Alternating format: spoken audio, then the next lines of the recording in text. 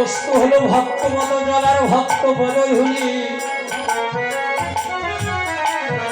ভক্তের ভুক্ত অবশেষ তিন বস্তু হলো সাধনের কৃষ্ণ ভজনের মহাবল।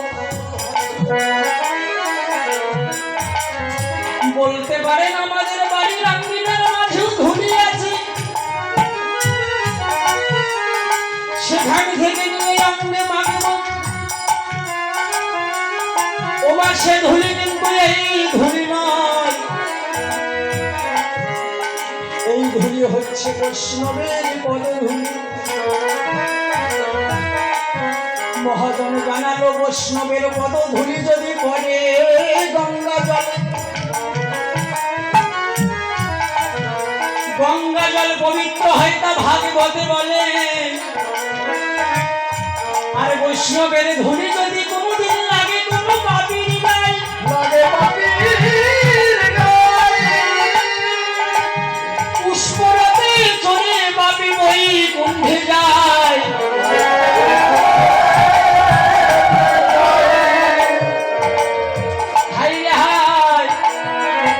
আজ আমাদের পরম সৌভাগ্য জুটেছে, একসঙ্গে ভক্তের বৈষ্ণবের সঙ্গ পেয়েছি। মহাজনে জানালো এই বৈষ্ণব হলো পরশ মণিমা।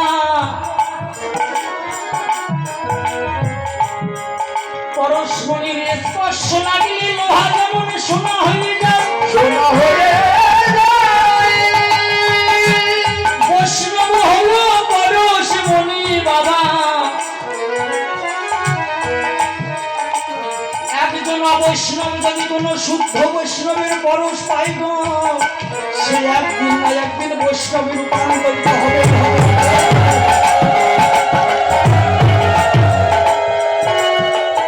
তাই এসো এসো, আজ আমরা মান অভিমানের আসনে ছেড়ে দিয়ে, আত্ম অভিমান ছেড়ে দিয়ে আমরা সবাই বৈষ্ণবের চরণে ধরি। ওরে অঙ্গে মাটি সবাই বৈষ্ণবের চরণে ধরি, অঙ্গে মাটি সবাই বৈষ্ণবের চরণে ধরি, চরণে ধরি অঙ্গে মাটি সবাই বৈষ্ণবের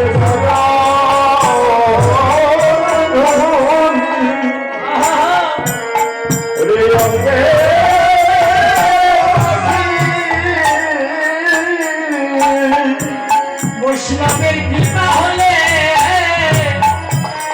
ওরে হতে পারে। এসো বৈষ্ণবের চরণে ধুলি, আমরা রঙে মাটি।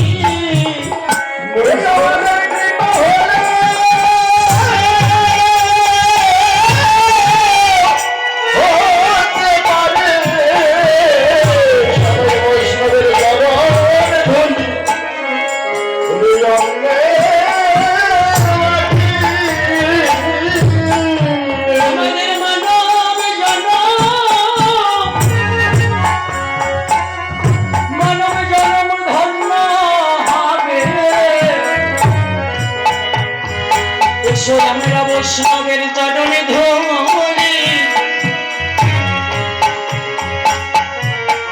অঙ্গে মাটি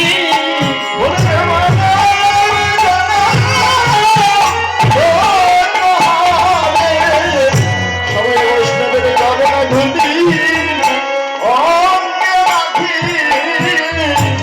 আমাদের কৃষ্ণ বলা সার্থক হবে। বৈষ্ণবের চরণে ধুলি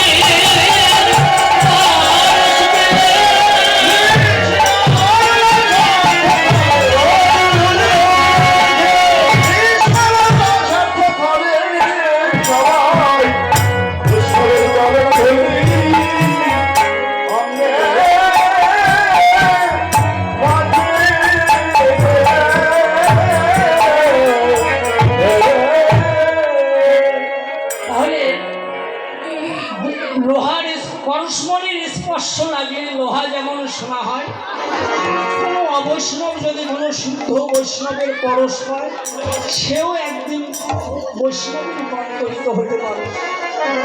তাহলে এই বৈষ্ণব চিনব কি করে? লক্ষ্য রাখুন। তাহলে